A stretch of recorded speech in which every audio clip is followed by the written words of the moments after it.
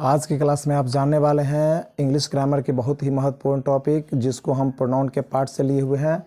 तो प्रोनाउन के पार्ट्स जो हैं, जो 10 पार्ट्स है, उसमें से 2 पार्ट्स जो कि बहुत कंफ्यूज करते हैं बच्चों को, जिसका नाम है reflexive pronoun and emphatic pronoun.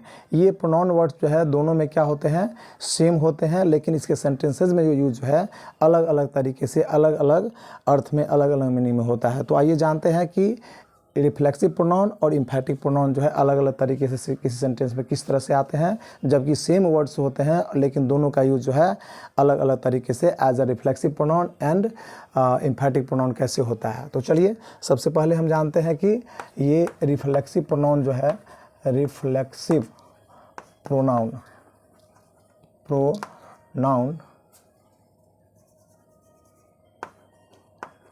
और दूसरा क्या है, एम्फैटिक प्रोनाउन। एम्फैटिक प्रोनाउन। सबसे पहले हम जानते हैं कि रिफ्लेक्सिव प्रोनाउन को हम हिंदी में क्या कहते हैं, निजवाचक, निजवाचक सर्वनाम, निजवाचक सर्वनाम। और ठीक उसी तरह से एम्फैटिक को हम कहते हैं बलदायक सर्वनाम, बलदायक सर्वनाम, बलदायक सर्वनाम। तो आपको नाम से ही पता चल रहा होगा कि रिफ्लेक्सिव निजवाचक, निज का मतलब होता है खुद का, अपने आप को, खुद को, अपने आप को नहीं। तो जब इस तरह के प्रोनाउन का यूज़, जैसे कि आपने नाम सुना होगा कि माई सेल्फ, माई सेल्फ, इस तरह के वर्ड आपने जो है ग्रामर के अंदर या तो बुक के अंदर किसी भी, या लिटरेचर के अंदर, या इंग्लिश के किसी बुक के अंदर आप देखे होंगे कि myself, yourself, yourself, ourselves, ourselves, himself, herself, herself. तो ये जो वर्ड्स है, देम सेल्फ्स, देम सेल्फ्स, इसके अलावा इट सेल्फ, इट सेल्फ, ये जो है वर्ड्स आपने ग्रामर के अंदर या बुक के अंदर आपने देखा होगा इन सारे शब्दों को। और ये जो प्रोनाउन वर्ड्स है नहीं, इसका यूज हम एज अ रिफ्लेक्सिव प्रोनाउन और एम्फैटिक प्रोनाउन दोनों तरह से सेंटेंस में करते हैं।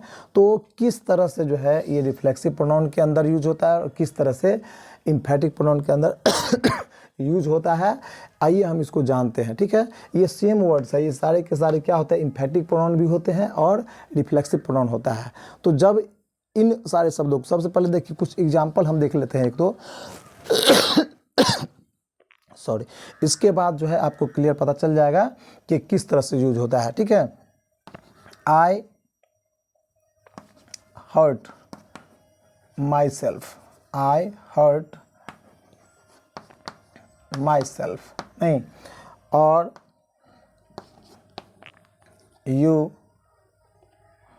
स्पॉइल्ड, you spoiled yourself नहीं, they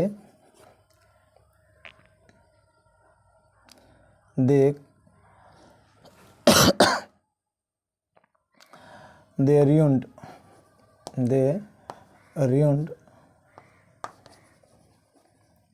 themselves। अब देखिए ये जो है, ये जो सेंटेंसेज है नहीं, इसमें ये कहा जा रहा है कि जो सब्जेक्ट है इसका जो एक्शन होता है एज अ वर्ब के रूप में नहीं, when the action of a subject नहीं, when the action of a subject of the verb है ना, is turn back upon the subject. जब किसी भी सब्जेक्ट के द्वारा एक्शन होता है और उसका रिफ्लेक्शन जो है, यानी उसकी जो प्रतिक्रिया होती है एक्शन के विपरीत, वो खुद पर हो जाती है, यानी ये जो है प्रतिक्रिया, उसका जो प्रतिफल है खुद पर होता है। तो इसमें इस तरह के जो प्रोनाउन वर्ड्स होते हैं, जब इस तरह से सेंटेंस में यूज किए जाते हैं तो उसको हम क्या कहते हैं, रिफ्लेक्सिव प्रोनाउन कहते हैं। यहाँ पे देख रहे हैं कि आई हर्ट माई सेल्फ, मैंने काम तो किया, मैंने चोट पहुँचाने का काम तो किया, लेकिन किस पर किया, खुद पर किया। यू स्पॉइल्ड योर सेल्फ, तुमने बर्बाद करने का काम तो किया, लेकिन किसको बर्बाद किया, खुद, अपने आप को बर्बाद कर लिया।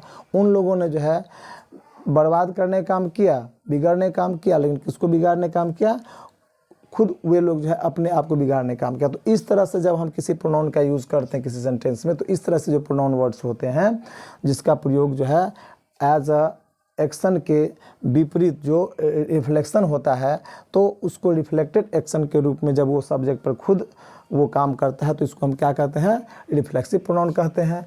और इसी तरह से यहाँ पे हम कुछ एग्जांपल लेते हैं। I bought the book my self. यहाँ पे देख लीजिए, यहाँ पे क्या है कि I bought the book my self. यहाँ पे जो एक्शन हो रहा है, नहीं, इसका जो इम्फेसिस है, इसका जो जोड़ है इम्फेसिस, इस एक्शन का जो इम्फेसिस है किस पर है, या तो नाउन पर होगा या तो किसी प्रोनाउन पर होगा। तो जब myself, yourself, himself, herself, ourself, themself, itself का यूज़ हम इम्फेसिस के लिए किसी नाउन या प्रोनाउन पर स्पेशल इम्फेसिस के लिए करते हैं, तो उसको हम क्या कहेंगे, एम्फेटिक प्रोनाउन कहेंगे। For example, I bought the book my self, you killed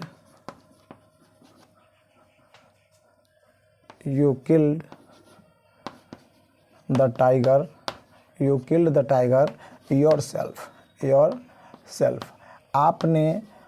आपने स्वयं जो है बाघ को मारा। ठीक है, तो ये जो इम्फेसिस का काम हो रहा है, नहीं, ये जो एक्शन है ये इम्फेसिस के रूप में हो रहा है, स्पेशल इम्फेसिस के रूप में हो रहा है, किसी नाउन या प्रोनाउन पर इम्फेसिस के लिए यूज़ हो रहा है। तो इस तरह से जब हम ऐसे प्रोनाउन का यूज़ हम इम्फेसिस के लिए करेंगे, यानी जोर डालने के लिए करेंगे, किस पर जोर डालने के लिए, नाउन या तो फिर प्रोनाउन पर, तो इस तरह के जो वर्ड्स को हम क्या कहेंगे, एम्फेटिक प्रोनाउन कहेंगे। तो ये दोनों प्रोनाउन को आपने जो है, दोनों में जो कन्फ्यूजन होता है उसको आप समझ गए कि जब हम नाउन या प्रोनाउन, जब हम इस तरह के प्रोनाउन का यूज़ हम किस रूप में करेंगे, एज ए सब्जेक्ट एक्शन के, यदि कोई एक्शन होगा किसी सब्जेक्ट में और वो एक्शन का रिफ्लेक्शन जो है यानी इफेक्ट जो है खुद उस सब्जेक्ट पर पड़ेगा, तो इस तरह से जब प्रोनाउन का use myself, yourself, ourself का होगा तो उसको हम रिफ्लेक्सिव प्रोनाउन कहते हैं। रिफ्लेक्स मतलब उल्टा, खुद पर नहीं, कोई एक्शन होगा उसका रिएक्शन क्या होगा, उसका जो प्रतिफल क्या होगा, खुद सब्जेक्ट पर होगा। तो इस तरह से जो यूज होगा इन सारे शब्दों को तो हम उसको रिफ्लेक्सिव प्रोनाउन कहेंगे। और इम्फेटिक में क्या होगा कि ये जो है इम्फेसिस का काम करेगा जिस सेंटेंस में